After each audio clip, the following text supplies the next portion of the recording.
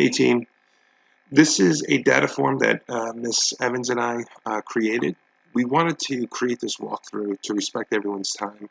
Instead of getting together and doing a sit down face to face, I figured we'll create this short video. We'll send it out to everybody, review it. Please provide some feedback, comments, questions, concerns before we finalize this. We are looking to finalize this probably within a week or so. But if everyone can review it by Wednesday, the 8th. That's August 8th. Is that August 8th? No, that is not. Hey, team. Ms. Evans and I created this data form to support what we were talking about in our pre-planning conversation regarding a data form that is universal, same language, everything that we discussed. So wanted to give you a quick walkthrough, a video walkthrough, instead of us coming together and doing a sit down and respecting everyone's time. So this is a short video just explaining what we are proposing. We're looking to get everyone's feedback by Wednesday, August 7th, and determine whether or not you agree, comments, concerns, questions. Just let us know. So hopefully we can come together, fine-tune, or move forward with this, and this will become our data form. So I wanted to quickly go over what we're looking at here and explaining how we got this format to look like the way it is. So obviously we have these columns, but a couple things I wanted to highlight and explain a little bit more in detail. If you see notice in the goal here, we have the language of explicit reading comprehension questions. So it's a reading goal geared more towards the transition from fifth grader going into middle school. So this is where they're headed, right?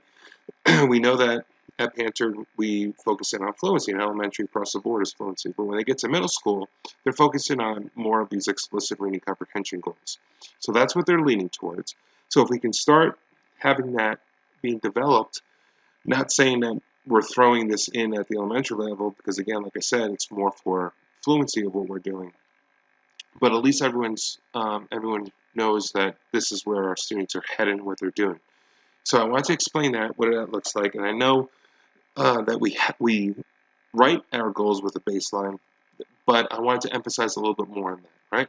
So if you notice here, if we start collecting our baseline on August 25th, and under the comment column, we're going to indicate that. So if we're creating that baseline, we want to see what our student knows, right? So there will be no intervention provided to see where they are, but once we start providing interventions, then we indicate that in the column. So 9-10, we provide an intervention. We provide the comment, what's working, what's not working, strengths, weaknesses, etc. And the purpose of this is to have those deeper conversations so when we come to the table for the IEP, we can really look into this from a lens to have those conversations of the service, for co-taught versus small group versus SI. And I know we have a lot of issues that we're still working out regarding the small group and what that looks like with shared and HMH and everything else we have going on, right? But at least we're having these deeper conversations for this.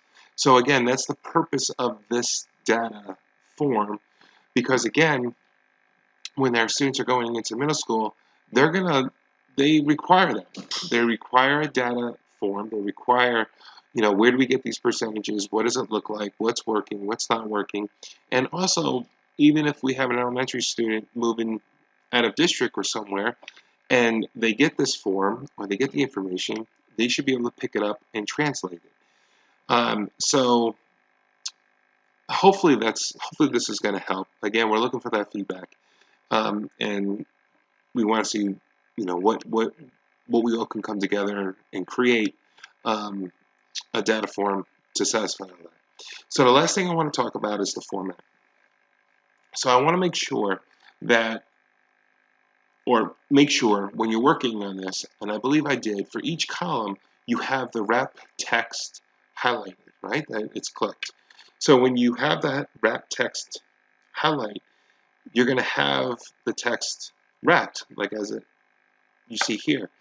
But when you finish writing, typing out what you have in that column, so if it finishes early, like you see here, you want to hit the space bar all the way to the end of the column, and then it will come right around. So please, when you're writing, don't get frustrated if it doesn't work. Just make sure maybe you have to click the space bar a couple more times, but it should come out here, back to the left aligned section of the column. Okay? Again, Wednesday, August 7th, review this, email me. If you have no comments or concerns and you're like, this is great, let's move forward with it, just send me that email. Evans, good to go. Love the data form. Think it's a great idea. Let's move forward.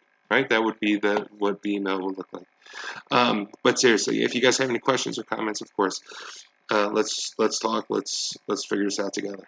All right, guys. Thanks. Appreciate it. Have a good one. See ya.